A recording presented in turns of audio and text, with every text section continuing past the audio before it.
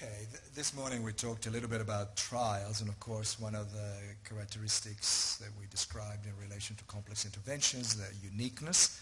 And now we're going to talk about outcome measures and whether they relate to safety and quality. Let's see if I can get that to happen.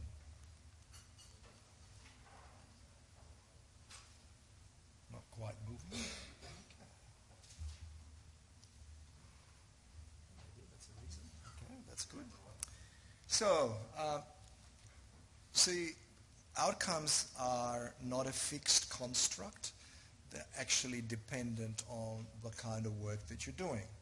So whilst mortality is in the end the ultimate outcome that matters to patients more than anything else, it is totally inappropriate for trials that are dedicated to establishing a feasibility, for example, of an intervention, whether it's complex or not. If you're doing a study to establish that you can actually do the intervention that you think might ultimately save people's lives, then you have to do a feasibility study. And if you do a feasibility study, then the outcomes that are appropriate for it are completely different. They are recruitment rates, the compliance with the protocol that you want to put in place, the separation of the two groups in terms of intervention, some evidence that what you're doing is kind of safe, and all of those are appropriate for that kind of intervention, but totally inappropriate if you're doing a definitive, pivotal, end-of-the-line, thank you very much trial that will change the world, because no one's going to change the world on the recruitment rate. So irrespective of whatever you want to do, you still have to define your primary outcome. And you often also have to define secondary outcomes because they help you understand, define, create, and comprehend the primary outcome. So if the primary outcome is mortality, it's fantastic, you've got a fantastic trial, and it's wonderful, and it's really patient-centered, but if you wanted to do that, for example, for an intervention that's applied to the care of hospitalized patients, you have a few problems.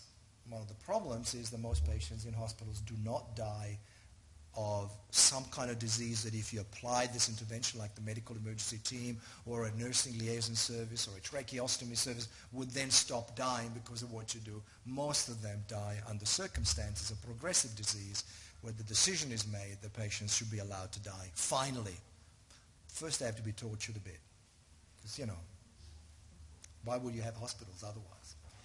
But often if you say, well, look, don't worry about it. We just remove those people that have got limitations of medical therapy documented in their lovely hospital forms, and we just look at deaths in people that don't have them.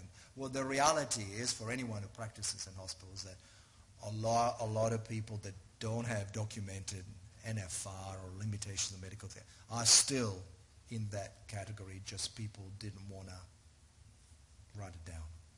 And that creates a colossal problem.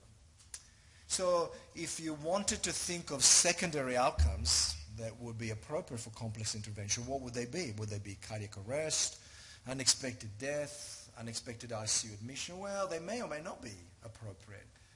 An unexpected ICU admission may be entirely appropriate if the whole idea is to take people in the ICU and stop them dying in the ward. So that's not a bad outcome. Complications, where some of them you might be able to decrease, but some of them may be completely different or away from the intervention you're applying. So if you've got a tracheostomy team that you're trying to study the effectiveness of, looking for myocardial infarction as a secondary outcome of whatever you're doing seems a little bit crazy because the likelihood is so low you'll never have the power to see it. So it is much more realistic to try and understand other things like, can you deliver the intervention? Did you deliver an intervention? How good was the intervention? What was the dose of the intervention? And if you have some potential surrogates or biomarkers that might tell you whether the patient is at risk of death or not, that will be a good thing to do. I've already shown you today some of the characteristics of the medical emergency team trial, the MERIT trial, but I want to use it here to highlight some of the lessons that we can learn from it that relate to secondary outcomes that would apply to any complex interventions, from hand washing to fall prevention to pressure injury prevention. Just to remind you, the MERIT trial was a trial that randomized hospitals to introduce or not to introduce the medical emergency team. And it had a primary outcome, which was the aggregate of cardiac arrest, unexpected deaths, where there was no documented NFR, and unexpected ICU admission. And already there is a conflict, because an unexpected ICU admission may actually be a really good outcome. And there was a baseline observation, an implementation period, and a finding of the study period.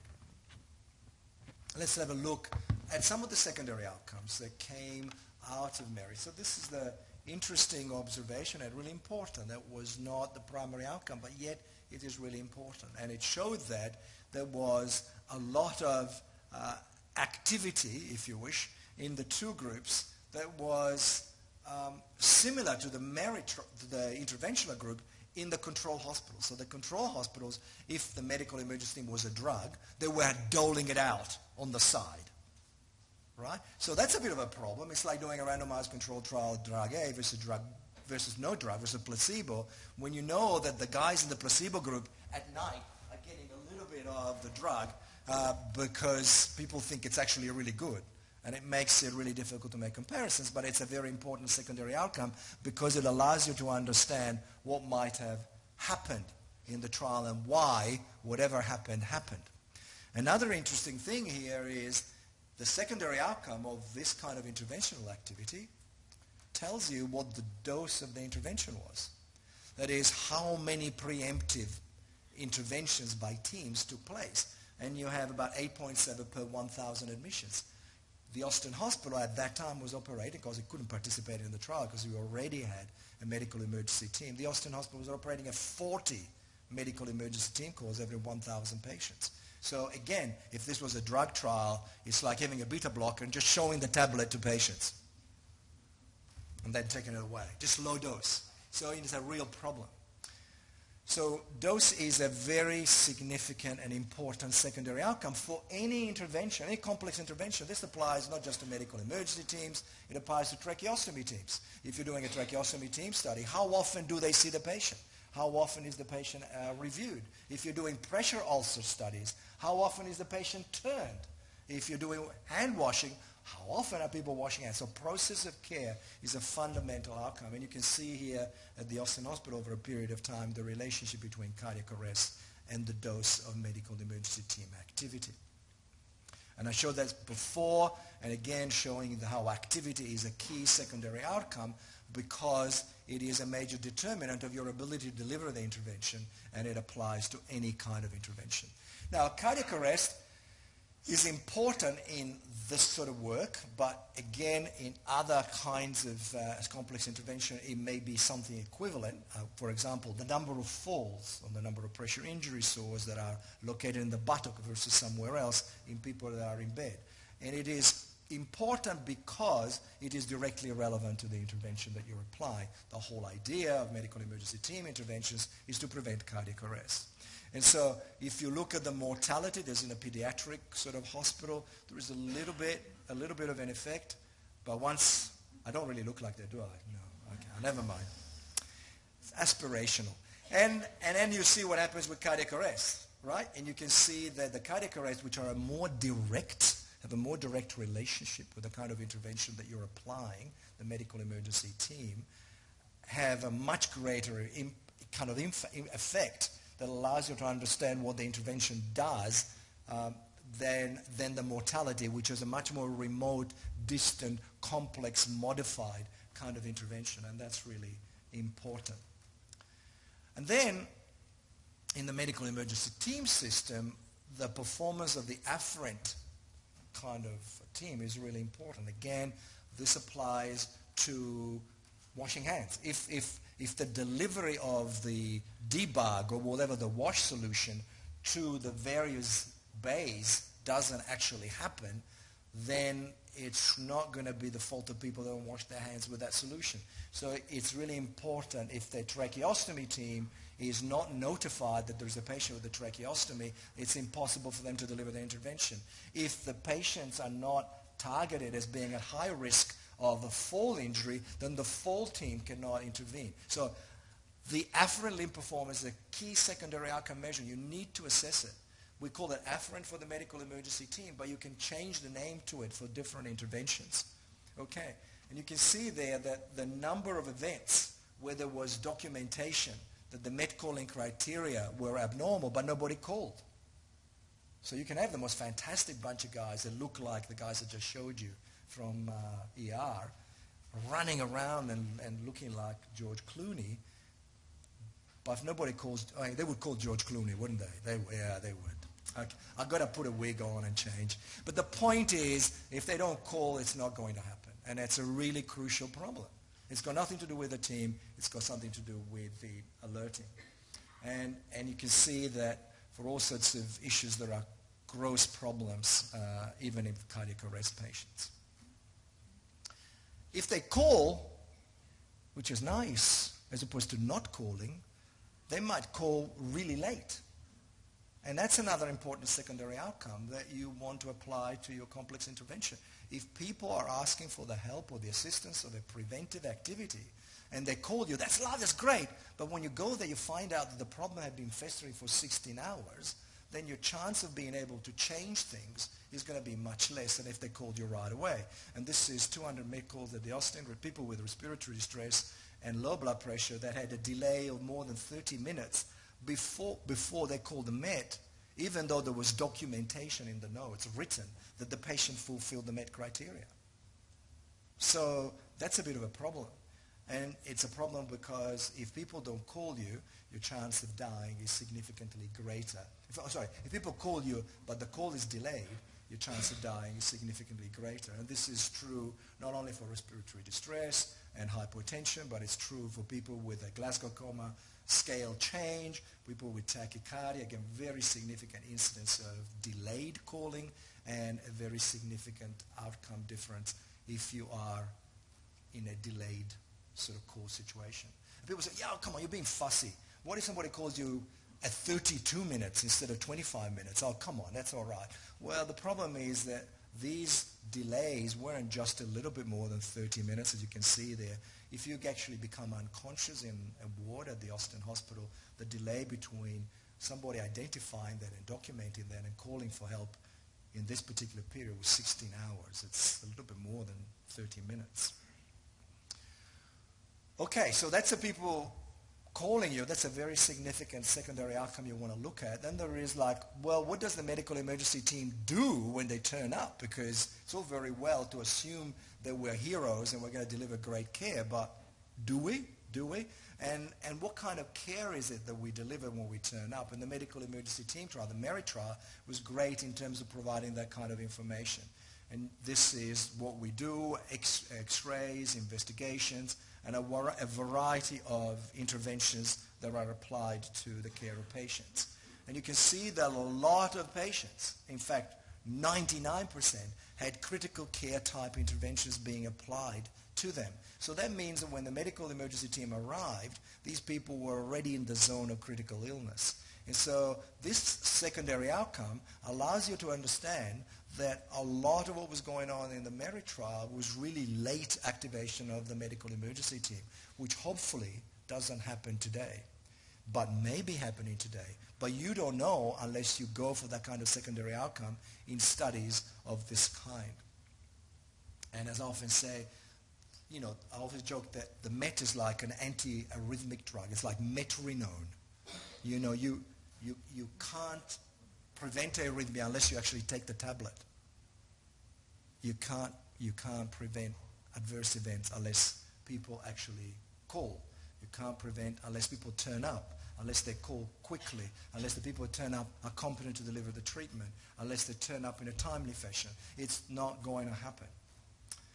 So there is another issue that surrounds a specific kind of activity, but may surround other activities in the hospital, and that's the elephant in the room. That a lot of these people have significant end-of-life care issues. And the MERIT trial showed that very clearly, that when you were in a hospital where there was randomization to the medical emergency team versus no medical emergency team, there is a significant number of calls that are associated with NFR orders. And then another issue that you want to know is the measurement of vital signs, because if the medical emergency team triggers are related to vital signs and the nurses aren't measuring them, what's going to be a bit of a problem. And of course, We all know that the measurement of vital signs is a boring activity. Nurses don't like it. It's repetitive. And we really should be having electronic sensors doing it, but we don't for a variety of political, social, and economic reasons. And so the nurses do that, and we all know that very often the nurses basically invent the respiratory rate. And we know that because no one can have a respiratory rate of 20 for 3 days in a row, right? We know that. Okay. And you can see the change in surveillance and how it plays out. This is a typical 24-hour profile of medical emergency team calls at the Austin Hospital. Now, it's very unlikely that disease only happens during the day. It doesn't happen during the night. And if it was happening in a real physiological way, it should be happening in a very similar way 24 hours a day. And so the number of medical emergency team calls should be happening in a flat line, right? But of course, when the night comes, they don't happen because the monitoring goes away, because the patients are sleeping, eternal sleep. And so there is no activation. And then the nurse, look, it's so cute. The morning shift arrives. Oh gosh. He looks a bit sick. And then the doctors arrive. Yeah, we reckon he looks really, and then you have a significant peak after the morning ward round, because then the doctors can see the patient. That's called monitoring. And then you fix them up a bit. Then there is the afternoon shift of nurses that arrives. You have another peak. And then you clear them out, and you drop off again. And then there is a little bit of the evening, evening shift. The doctors coming to do the evening round, a little bit, right? And I love this bit because it's actually the night nurses coming around and say, there's no way I'm looking after this patient all night. So it's really a very human construct. And it's only if you collect the secondary outcome data that you understand the processes. If you don't understand the processes, you can't fix it. You can't fix it. You can't fix it. And measuring overall performance is really quite a challenging activity. But we've kind of thought of ways, the way things ought to work. If there is a call, then people should go to the ICU, say, for the sake of argument, in less than 4 hours. But this is a multi-center international study, and a lot of people didn't go into the ICU in the 4 hours that we decided was a reasonable period of time. Most of them should be, if they're not going to ICU, they should be alive and no longer triggering. But that's not true. A lot of people are alive and still triggering. And then you can continue along the pathways, and all the red bits are bad things, and all the green bits are good things that follow a medical emergency team. So if you're able to collect these secondary outcomes about the process of care, your medical emergency teams, you can see where the problems are. And if you can see where the problems are, then you can improve the treatment and then potentially improve the major outcomes. And you can see where you are, what percentage of your medical emergency team call are in the red zone and what percentage are in the green zone, and to see how good or bad your institution is, and you can use that to improve your care and deliver a better performance in the next 6 months, and see if you shifted the little dial back into the green zone. And of course, death is a big deal, and we all know that diagnosing dying and end-of-life care is a very significant component of the medical emergency team activity. And we also know that it's a key secondary outcomes. The delivery of good quality end-of-life care is a key outcome. You don't want to be in a situation where people have to tattoo on their chest. They don't want to have CPR by psychotic, over-interventional, and overzealous doctors and nurses. Hopefully, we don't want to go there. But it's a key element that we want to look at as a secondary outcome. And people have looked at that, and it's obvious that the medical emergency team does a lot of it in NFR activity or end-of-life care activity. Measuring that, understanding its significance and frequency is increasingly important. You can see this from the United States, and you can see how over time, more and more and more of the deaths in the hospital become DNR with the medical emergency team. We've looked at that in the Austin Hospital as well, at how the medical emergency team contributes to end-of-life care discussion and better management. And this is an international study showing that if the medical emergency team comes to see the patient, the comfort care, the quality of dying, the use of opioids, the pain relief, the anxiety relief is a lot better. So this is a key secondary outcome that you also want to look at when you're trying to assess quality of care and safe intervention. So there's a wealth of information that goes with any complex intervention. The medical emergency team is just one paradigm. As I said, pressure ulcer prevention, hand washing, fall prevention, they're all the same. These lessons apply to all intervention. Although mortality is the ultimate outcome, there are lots of secondary outcomes that matter a great deal to the performance of the system, to improvement of the system, and the evaluation of the system. And you should think about them when you're planning them. And the performance of at-risk patients identification, the triggering of the activation, the timeliness of the intervention, the adequacy of the dose, the reliable and reproducible delivery of the intervention, and the relevance of the intervention of end-of-life care are all key to any kind of complex intervention, and they're crucial to the assessment of any quality and safety therapy. Thank you very much.